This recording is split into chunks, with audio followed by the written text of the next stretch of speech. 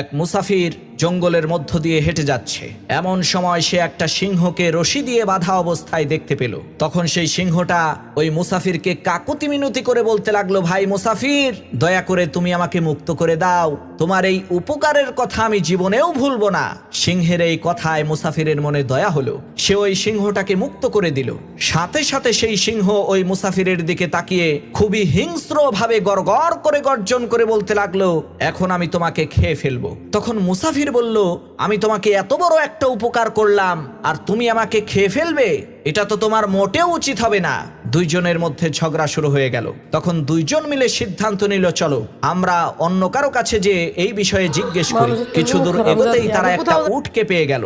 তাদের দুজনের সমস্ত ঘটনা শোনার পর উট বলে উঠল, মানুষ এমন একটা নিমকহারাম জাতি, সারাটা জীবন আমাদেরকে দিয়ে কাজ করায়, কিন্তু যখনই আমরা বুড়ো হয়ে যাই তখন আমাদের